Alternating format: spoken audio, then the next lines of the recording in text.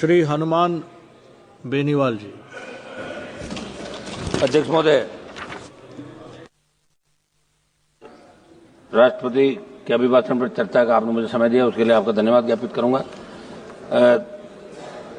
अखिलेश जी ने शुरुआत की थी प्रयागराज महाकुंभ में दिनांक 29 जनवरी को मौनी अमावस्या के दिन भगदड़ के अंदर जो दिवंगत लोग हुए उनको मैं श्रद्धांजलि अर्पित करता हूं और देश की सरकार से मांग भी करता हूं कि इस भगदड़ में मृतकों के सही आंकड़े नाम के साथ देश की जनता के समक्ष रखे जाए। कुंभ हमारी सनातन संस्कृति और आस्था का संगम है। सदियों से इस देश में महाकुंभ का आयोजन भी होता जा रहा है, लेकिन सरकार अपनी नाकामी छुपाने के मृतकों के सही आंकड़े नहीं दे रही है।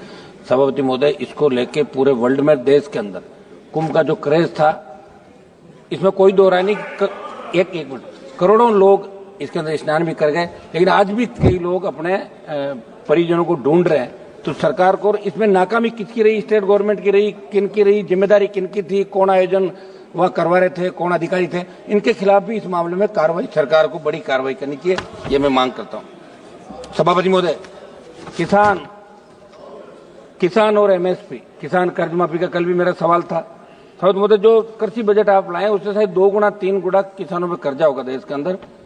33,52,446 करोड़ का कर्जा देश के किसानों के ऊपर है। मैं मांग करता हूं कि आप इस कर्ज को माफ करें। आप हर चीज जब कह रहे हैं, और इसमें कोई दो राय नहीं कि जवान और किसान ने आपको लगातार 2 बार सत्ता के शिखर पर बिठाया, और पूर्ववर्ती सरकार ने भी कोई बहुत बड़ा किसानों के लिए नहीं किया, लेकिन आज आप करो। आप ये क्यों करोगे? उन्होंने नहीं किया, 60 साल नहीं हुआ, 70 साल नहीं हुआ, आज तो आप लोग हो। तो किसान कर्ज माफी की मैं मांग दोहरा रहा हूं कि पूरे देश के अंदर राजस्थान सहित आप किसान का कर्जा माफ करें। एमएसपी खरीद पे जो गारंटी कानून की आपने बात करी थी, तीनों कृषि बिल 700 किसानों की शहादत के बाद आपने लिए, तो मैं मांग करता हूं कि तमाम ये राइडर जो 25 क्विंटल का आप रखते हैं, 25 क्विंटल हम खरीदेंगे, बाद में नहीं हटाएंगे। इस राइडर को हटाते, बाद में नहीं कि राइडर को हटाते हुए तमाम खरीद आप करें, ये मैं आपसे मांग करता हूं। किसानों की आर्थिक स्थिति सुधरेगी, बूस्टर डोज मिलेगा। एक बार संपूर्ण कर्जा माफ करें, जिस तरह चौधरी देवीलाल ने 90 के अंदर 10,000 का मूल कर्जा जो ब्याज से चाहे 1,80,000 2 लाख, तब आप लोग भी इसी चाहते हैं तो माफ किया था, ये मैं मांग करता हूं। सभापति महोदय, अग्निवीर जो लेके आए, निश्चित रूप से देश के अंदर हमारे जवानों के अंदर जज्बा था। बहुत रैलियां, मेरा घर स्टेडियम के सामने नागौर के अंदर बच्चे दौड़ने के लिए आते थे, शेखावाटी के अंदर, हरियाणा, यूपी, पंजाब। लेकिन अग्निवीर आने के बाद जो सेना के अंदर क्रेज था जाने का, वो खत्म हो गया। मंत्री जी, आप मेरी तरफ देख रहे हैं, इसके अंदर आप करें कि हमारे बच्चे सेना के अंदर जाएं। और इन्होंने, रक्षा मंत्री जी ने एक बयान दिया कि अग्निवीर को लेके जाने की इच्छुक युवाओं और सेना के सम्मान को हम लोग बहुत रख रहे हैं, और लिखा कि अग्निवीरों को कार्यमुक्त होने के बाद कौशल प्रमाण पत्र दिया जाएगा। तो कौशल प्रमाण पत्र के लिए सेना के अंदर थोड़ी जाते हैं। हमारी जो सेना है, वर्ल्ड की सबसे नंबर 1 सेना, थल सेना, हमारी एयरफोर्स, हमारी नेवी। तो मैं मांग करूंगा कि अग्निवीर की योजना को समाप्त करके पूर्व की भांति सेना भर्ती रैलियां चालू की जाए। और हमारी आई रेजिमेंट का मामला, हमारे अलवर से मंत्री जी आते हैं, गुजर रेजिमेंट का मामला, तमाम रेजिमेंट जो पहले यहाँ देश के अंदर थी, उन रेजिमेंटों की पुनर्स्थापना करें, नई रेजिमेंट बनाए। जो लड़ाके देश के अंदर, जो मार्शल जातियां हैं, वो चाहती कि हमारी रेजिमेंट भी सीमाओं पर लड़े, तो उन रेजिमेंटों की स्थापना भी आपको करनी चाहिए, ये मैं मांग करता हूं। सभापति महोदय, हमारे राजस्थान के अंदर पेपर लीक के मामले बहुत हुए पूर्ववर्ती सरकार के समय, और अब भी एक आध पेपर लीक की घटनाएं हुई। एसआई भर्ती, जिसके अंदर आरपीएससी के एक सदस्य को पकड़ा और 50 ट्रेनी एसआई जेल के अंदर, उनमें कुछ की जमानत हो गई। मैं आपको याद दिलाना चाहता हूं, जब सड़कों पर आप लड़ रहे थे, हम भी लड़ रहे थे, आपने कहा था कि तमाम जो पेपर लीक हुआ है राजस्थान के अंदर, जिसमें ईओ भर्ती, आरओ भर्ती, सीएचओ भर्ती, लाइब्रेरियन भर्ती, वरिष्ठ अध्यापक, व्याख्याता सहित कई भर्तियों के पेपर आउट, और आरपीएससी के अध्यक्ष को भी गिरफ्तार किया गया था। हाल ही में 2 आरपीएससी से तो गिरफ्तार किया, मगर आपकी सरकार पर्दे के पीछे बैठे मगरमच्छों को नहीं पकड़ पा रही है। एसओजी जा तो रही है, लेकिन उन लोगों को नहीं पकड़ पा रही है जिन्होंने पेपर लीक की घटनाओं को अंजाम दिया, और इसलिए नहीं पकड़ पा रही है कि भी उपचुनाव के अंदर आपने उनको बुला के कहा कि हम आपको पकड़ रहे हैं। उन्होंने कहा पकड़ो मत, हम हमारी पार्टी की जमानत जब्त करा लेंगे, ये लो टिकट आपके हिसाब से, और 5 जगह जमानत जब्त करा ली कांग्रेस पार्टी ने। तो मैं मांग करूंगा कि आप इस एसआई भर्ती को रद्द करें, कोर्ट का बहाना नहीं बनाए। आपके नेताओं की डिमांड थी, स्वयं मुख्यमंत्री सड़कों पर कह रहे थे कि हमारी सरकार में तो हम एसआई भर्ती रद्द करेंगे, तमाम उन भर्तियों को जिनके लोगों को पकड़ा रद्द करके एक नया संदेश राजस्थान और देश के अंदर दें। सर्वोच्च सीबीआई के मामले को राजस्थान के हमारे बहुत चर्चित मनोहर राजपुरोहित अपहरण की जांच हाईकोर्ट के निर्देश के बाद सीबीआई ने अभी तक शुरू नहीं की। लंबे संघर्ष के बाद लवली कंडारा एनकाउंटर की जांच तो शुरू हो गई, सीबीआई ने कर दी, लेकिन बाड़मेर जिले के कमलेश प्रजापति फर्जी एनकाउंटर की जांच के अंदर कुछ नेताओं के नाम आ रहे हैं। वो जांच सीबीआई ने अभी चालू नहीं की। हम चाहते कि इसमें क्या कार्रवाई सदन को मालूम पड़ना चाहिए। जोधपुर में अनिता जाट हत्याकांड के मामले में स्टेट पुलिस द्वारा चार्जशीट दाखिल करने के 5 दिन बाद सीबीआई ने एफआईआर दर्ज की है।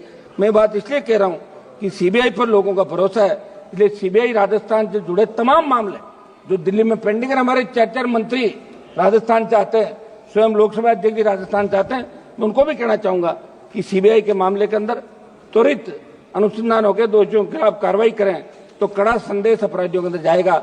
समझ महोदय, आबकारी नीति आपके माध्यम से हाल ही में राजस्थान की भाजपा सरकार जो आबकारी नीति लेकर आई, मंत्री जी थोड़ा एक मिनट, राजस्थान का मामला, आबकारी नीति जो राजस्थान की सरकार लेकर आई है, वैसे तो हम शराबबंदी के खिलाफ जो आंदोलन में राजस्थान का हमने हिस्सा लिया कि शराबबंदी होनी चाहिए।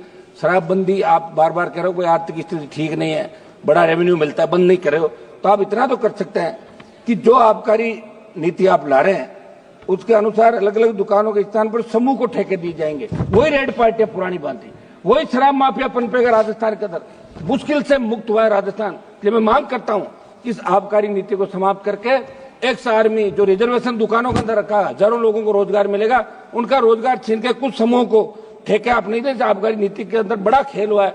तो समझ में आपके माध्यम से सरकार से मांग करूंगा कि भारतीय जनता पार्टी की सरकार इन नई आबकारी नीति को लागू नहीं करे और पूर्व की भांति जो दुकानें चल रही है उस हिसाब से राजस्थान के अंदर दुकान आवंटित करें और दूसरे जो हमारा एक्स आर्मी दूसरा कोटा है ताकि उनको रोजगार मिल सके। समझ महोदय, उत्तर प्रदेश के अंदर आबकारी नीति के अंदर बदलाव राजनाथ सिंह जी ने किया था, पहले भी वहां ऐसा चलता था और आपकी सरकार ने भी वहां दुकान देने का काम आपकी सरकार ने किया, इसलिए आप अपनी सरकार के निर्णय को बदलने का काम नहीं करें। समझ महोदय, निवेश के अंदर प्रधानमंत्री जी राजस्थान में रिसर्जेंट राजस्थान नाम के कार्यक्रम का उद्घाटन किया।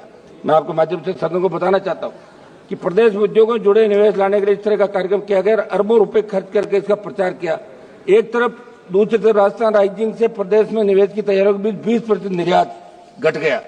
कारण यह कि भारत सरकार के कस्टम विभाग के बड़े अधिकारी ने राजस्थान में बार बार जांच आपत्तियों के नाम पर व्यापारियों को तंग करना शुरू कर दिया था।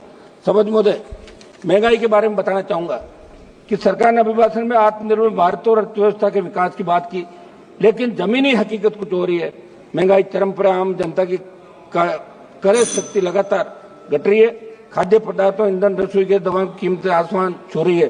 पेट्रोल डीजल के दामों में लगातार बढ़ोतरी हो रही है। 2014 से 24 के बीच अंतर्राष्ट्रीय बाजार के अंदर प्रति बैरल क्रूड ऑयल की कीमतें घटी थी, लेकिन आपने फिर भी 100 रुपए से ज्यादा पेट्रोल डीजल पे कीमत आप ले रहे हो, तो आम आदमी को आप राहत दें, वो आपका मतदाता है, ये मैं मांग करता हूं। समझ महोदय, फसल बीमा, सबसे बड़ा घोटाला फसल बीमा के अंदर हो रहा है। अब आपने एक नया कर दिया क्रॉप कटिंग, और अगर फसल आपने बो दी और उगी नहीं तो उसका ही आप उनको बीमित कर रहे हो।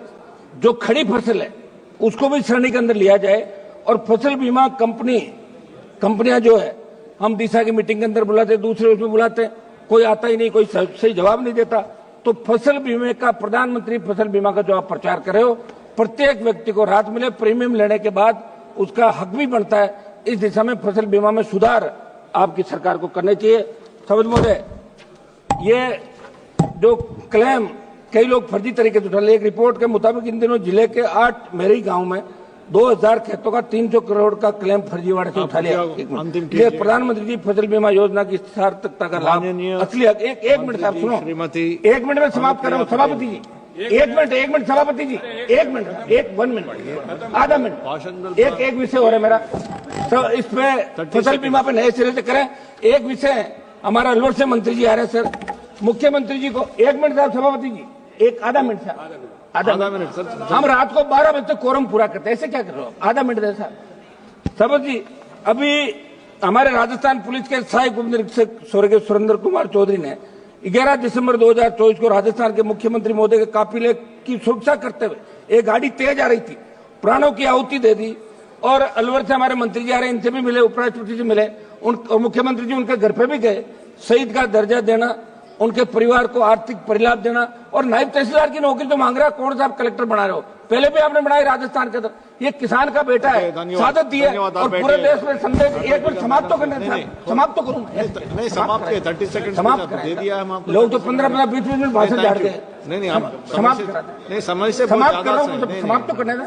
मैडम आप सभापति जी समाप्त करने दें, इस तरह मत करें साहब। आप समाप्त। Yes madam, please carry. सभापति महोदय, माननीय राष्ट्रपति महोदय के अभिभाषण पर आयोजित इस चर्चा में आपने मुझे प्रतिभाग करने का अवसर प्रदान किया, इसके लिए मैं आभारी हूं। माननीय राष्ट्रपति जी